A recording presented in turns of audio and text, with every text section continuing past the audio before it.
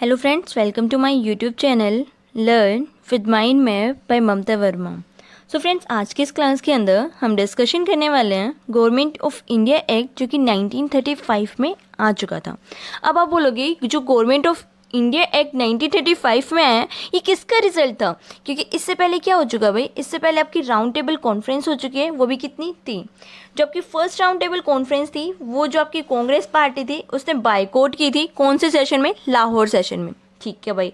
जो second round table conference होती है उसमें कौन जाते हैं भाई? गांधी जी जाते हैं, लेकिन वो बीच से ही वापस आ जाते हैं। सबको पता है गांधी जी गए थे और वहाँ पे डोमिनियन स्टेट की कुछ बात ही नहीं की गई थी, इसीलिए गांधी जी वापस आ जाते हैं। ठीक है। और जो थर्ड राउंड टेबल कॉन्फ्रेंस थी तो उसमें कौन गया था?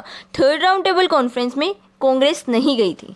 मतलब बोले तो जो कांग्रेस पार्टी है उसने सिर्फ सेकंड जो राउंड टेबल कॉन्फ्रेंस थी उसी में पार्टिसिपेट किया था। ठीक है। लेकिन एक बंदा था जो कि इन तीनों की तीनों राउंड टेबल कॉन्फ्रेंस में पार्टिसिपेट करता है। वो कौन था? वो थे अपने डॉक्टर BR अम्बेडकर जी। ठीक है। साथ के साथ जैसे कि आप सब जान ही चुके थे, जो कि आपका साइमन कमीशन वाली चीज़ थी, साइमन कमीशन के विद रिस्पेक्ट आपकी राउंड टेबल कॉन्फ्रेंस हुई थी।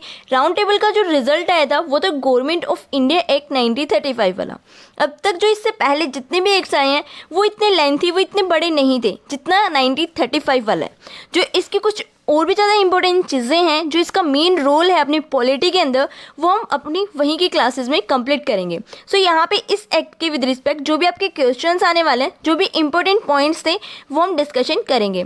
सो यहाँ से जो आपके क्वेश्चंस आएंगे वो आएंगे आपकी जैसे 4 स्टेटमेंट दी जाती हैं, साथ के साथ आपसे पूछेंगे क्या हुई कि फर्स्ट और सेकेंड करेक्ट है, सेकेंड थर्ड करेक्ट है, फर्स्ट एंड थर्ड, या फिर ऑल ऑफ अबाउ। ठीक है।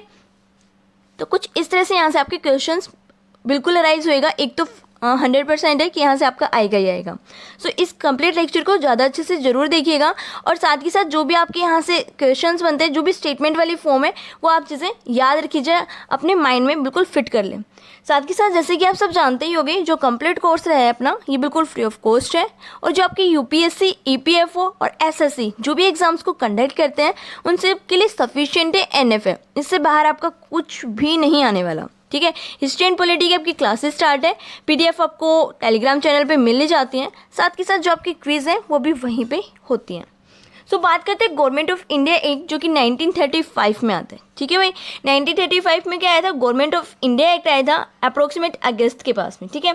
तो क्या होता है भाई, उस टाइम पे जो ब्रिटिश की पार्लियामेंट थी, ब्रिटिश की क्या थी भाई? पार्लियामेंट थी, वो एक एक्ट को पास करते हैं। एक्ट का नाम क्या था? गवर्नमेंट ऑफ इंडिया एक्ट था।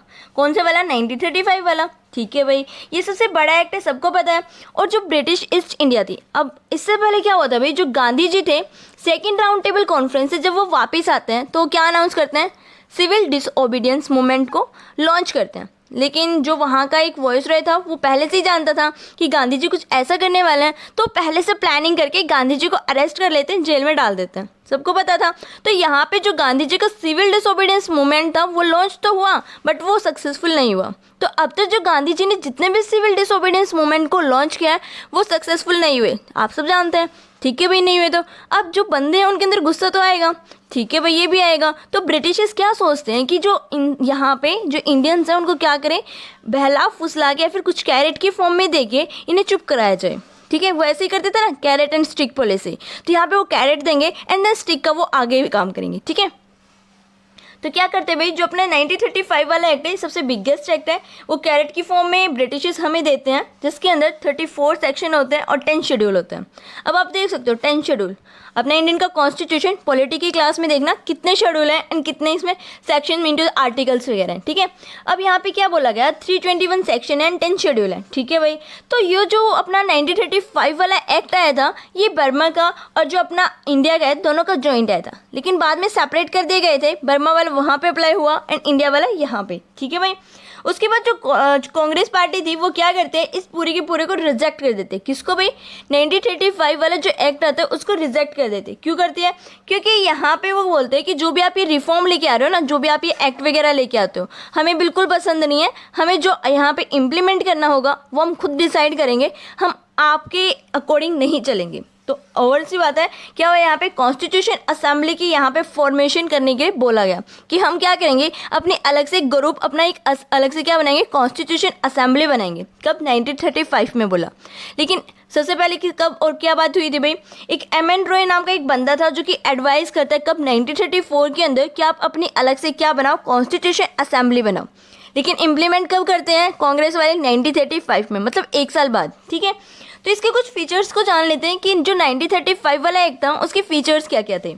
फर्स्ट था जो अपना पूरा का पूरा बिगेस्ट सोर्स है किसका, इंडियन कॉन्स्टिट्यूशन का। जैसे कि मैंने आपको इंडियन कॉन्स्टिट्यूशन में भी बताया था, जो आपका 1935 वाला एक्ट है वो बिगेस्ट सोर्स है, सबसे ज़्यादा सोर्स वहीं से जो भी मैटर है वहीं को फॉलो किया गया। ठीक है भाई, जो ऑल इंडिया की फेडरेशन थी उसको बनाया गया, ऑल इंडिया फेडरेशन नाम का एक कोई भी फॉर्मेशन की गई, पूरी की पूरी कम्युनिटी की लगा लो या ग्रुप की लगा लो। ठीक है, जिसके अंदर क्या बोला गया, जिसके अंदर सेंटर और जो यूनिट है उनको अलग अलग किया गया। जैसे स्टेट और अब आज के टाइम में क्या है, सेंटर है और स्टेट है, लेकिन पहले क्या बोला गया, सेंटर और यूनिट। अब यूनिट में भी 2 चीज़ें आती थी, कौन कौन सी, provinces and princely state. Princely state जहाँ पे राजा वगैरह कंट्रोल करते थे, जैसे हैदराबाद का निज़ाम था, सेम जो प्रोविंसेस थी जो ब्रिटिशर्स के कंट्रोल में थी। ठीक है, इन दोनों को क्या बोला गया, यूनिट बोला गया। क्वेश्चन आ सकता है जो यूनिट्स हैं उनके अंदर कौन से 2 पार्ट्स को ऐड किया गया था। ठीक है, तो यहाँ पे क्या होते हैं, 3 एक लिस्ट बना दी जाती है, एक बनाते हैं फेडरल लिस्ट, एक प्रोविंशियल और एक कंकरेंट, जिसमें जैसे कि क्या होती है, सेंट्रल लिस्ट, स्टेट लिस्ट और कंकरेंट लिस्ट ऐसे होती है आज के टाइम पे।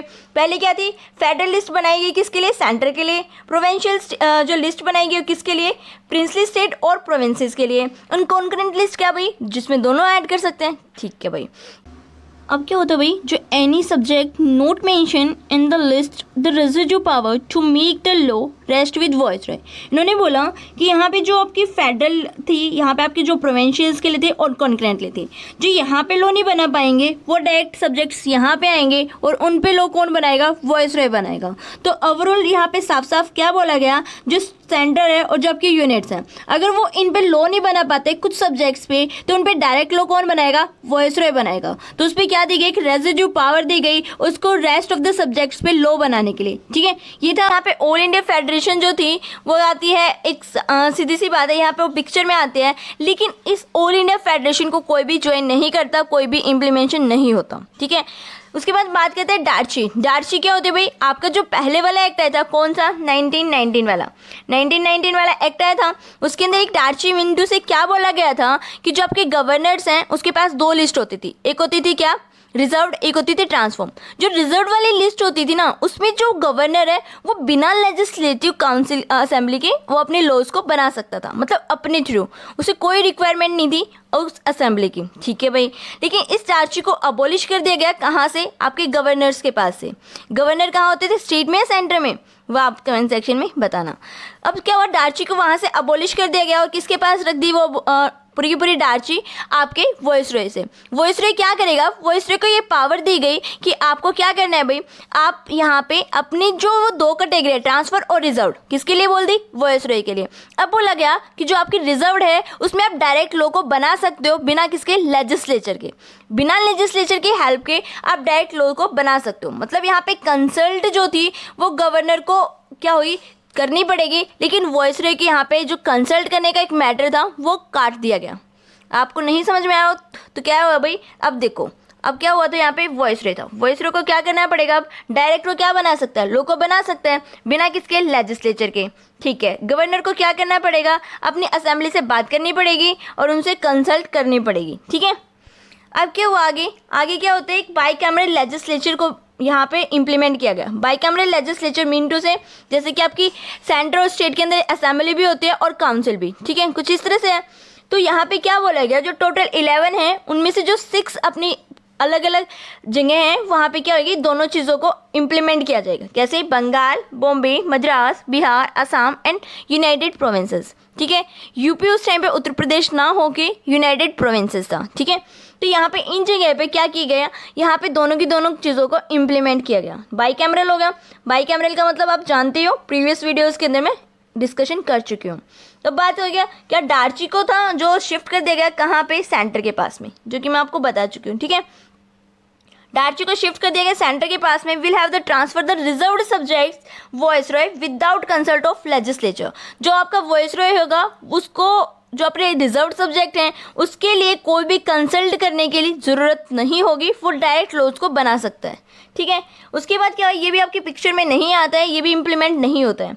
उसके बाद क्या होता है, एक्सटेंड कर दिया गया किसको, फ्रेंचाइजीज को। और फ्रेंचाइजी क्या, आपके वोट देने का जो राइट था, जो वहाँ पे वोट देने की एक स्ट्रेंथ थी, उसको इंक्रीज कर दिया गया कितना, 10% पॉपुलेशन के अराउंड। उसके बाद साथ के साथ यहाँ पे पब्लिक सर्विस कमीशन को भी बनाया गया एंड फेडरल पब्लिक कमीशन को, जैसे IPS IAS होते हैं वो सब।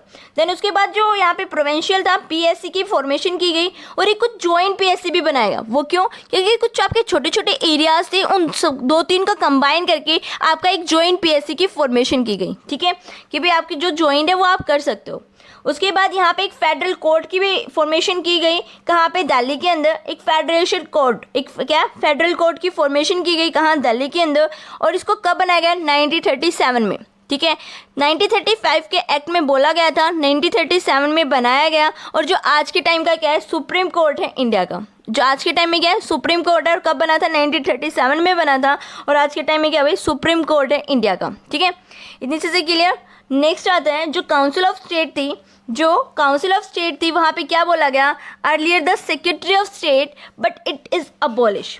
यहाँ पे क्या बोला, जो काउंसिल ऑफ स्टेट थी उसको क्या कर दिया गया, उसके एक सेक्रेटरी ऑफ स्टेट जो था उसको अबॉलिश कर दिया गया। अबॉलिश करने के बाद क्या किया गया भाई, यहाँ पे अबॉलिश करने के साथ साथ उसे बोला गया कि अब आपको हम 3 मेंबर देंगे, वो 3 मेंबर क्या करेंगे, आपकी एडवाइजरी के काम आएंगे। ठीक है, किसको दिए गए, यहाँ पे सेक्रेटरी ऑफ स्टेट को दिए गए। ठीक है, उसके बाद क्या बोला गया, यहाँ पे RBI की भी फॉर्मेशन की गई। RBI किसके लिए भाई, आपकी करेंसी के लिए, करेंसी का जो भी कंट्रोल होते हैं, जो भी आपकी इकोनॉमी है, उन सब के लिए क्या किया गया, आपकी RBI के वहाँ पे फॉर्मेशन की गई। ठीक है भाई, तो यहाँ पे क्वेश्चंस आपके अराइज हो सकते हैं कि कब आपका जो काउंसिल ऑफ स्टेट था उसको अबॉलिश किया गया, RBI की फॉर्मेशन किस एक्ट में की गई थी, साथ ही साथ में आपका जो वो डार्ची वाला था वो कौन से एक्ट में सेंटर या स्टेट से अबॉलिश किया गया था। ठीक है, उसके बाद बात करते हैं गवर्नमेंट ऑफ इंडिया एक्ट 1935 के अंदर क्या होता है भाई, जो रेलवे होती है उसको एक नया नाम से, एक नई अथॉरिटी के नाम से जाना जाता है। वो क्या था, फेडरल रेलवे अथॉरिटी। उसका एक नया नाम रख दिया गया, क्या, फेडरल रेलवे अथॉरिटी। उसमें क्या बोला गया कि इसमें 7 मेंबर आएंगे और जो 7 मेंबर्स होंगे वो मिनिस्ट्री के काउंसिल से अलग से होंगे, मतलब मिनिस्ट्री का कोई भी रोल नहीं होगा आपके किस में, फेडरल रेलवे अथॉरिटी के अंदर। ठीक है, सो नेक्स्ट बोला गया जो है पार्शली रीऑर्गेनाइजेशन प्रोविंसेस यहाँ पे इंक्लूड किया गया, जैसे कि आपका पहले सिंध, या आपका बॉम्बे, बिहार, उड़ीसा, ये सारी चीज़ें क्या थी, आपकी एक ज्वाइंट थी। ठीक है, लेकिन अब इस एक्ट के थ्रू इन्हें अलग अलग कर दिया गया, किस किस को, सिंध वाले एरिया को, बॉम्बे, बिहार, उड़ीसा, इन सबको अलग कर दिया गया। और ये भी बोला गया कि जो बर्मा है अब उसकी पॉलिसी एक साथ नहीं आएंगी इंडिया के, अलग अलग आएंगी। ठीक है, यहाँ पे बर्मा की जो पॉलिसी थी वो इंडिया के साथ आती थी, जैसे 1935 का एक्ट आया था, सेम जो बर्मा था अब अलग से इसके पॉलिसीज आएंगी, इधर इंडिया की और इधर किसकी, बर्मा की। ठीक है, उसके बाद यहाँ पे क्या बोला गया, जो इलेक्टोरेट था वो फीमेल्स के लिए अलग से कर दिया गया, एक्सटेंड कर दिया गया, किसके लिए, फीमेल के लिए और डिप्रेस क्लासेस के लिए। ठीक है, यहाँ पे सेपरेट इलेक्टोरेट, जैसे कि आप जानते हो, मुस्लिम के लिए अलग से, सिख के लिए अलग से, मतलब हर कैटेगरी वाइज, हर सेक्सुअल वाइज, हर एक चीज़ को अलग अलग कर दिया गया। ठीक है, तो यहाँ पे इनका जो कंप्लीट एम था वो क्या था भाई, कि यहाँ पे हम हर एक बंदे को अलग अलग कर दें एंड देन इनमें क्या करें, पार्टीशन हो जाएगा। और यहाँ पे क्या हो जाएगा भाई, ये सारे जो अपना डिवाइड एंड रूल पॉलिसी है वो हम कर पाएंगे। ठीक है, तो यहाँ पे क्या होता है, ये कंप्लीट जो भी इन्फॉर्मेशन मैंने आपको दी गवर्नमेंट ऑफ इंडिया एक्ट की, इसमें कहीं भी जो स्टार्टिंग से इंडियंस एक चीज़ की डिमांड कर रहे हैं वो फुलफिल नहीं हो पा रही। कौन सी, जैसे कि आपके डोमिनियन स्टेट की बात है, डोमिनियन स्टेटस की बात इंडिया वाले स्टार्टिंग से कर रहे हैं, लेकिन अब तक इस एक्ट के अंदर भी गवर्नमेंट ऑफ इंडिया एक्ट की कोई भी बात नहीं की गई। तो ब्रिटिश क्या बना रहे, पागल बना रहे हमें। तो यहाँ पे क्या बोला जाता है कि भाई जो साइमन कमीशन आया था उसका भी विरोध हमने किया, इसी वजह से किया। ठीक है भाई, और यहाँ पे जो गवर्नमेंट ऑफ इंडिया एक्ट है यहाँ भी डोमिनियन स्टेटस की बात नहीं कही गई। ठीक है भाई, नहीं की गई। तो यहाँ पे जो ओवरऑल बात है, यहाँ पे सिर्फ और सिर्फ सेपरेट इलेक्टोरेट की बात की गई थी। सेपरेट इलेक्टोरेट की बात करना इनका एक मेन एम था कि भी यहाँ पे डिवाइड एंड रूल पॉलिसी करेंगे।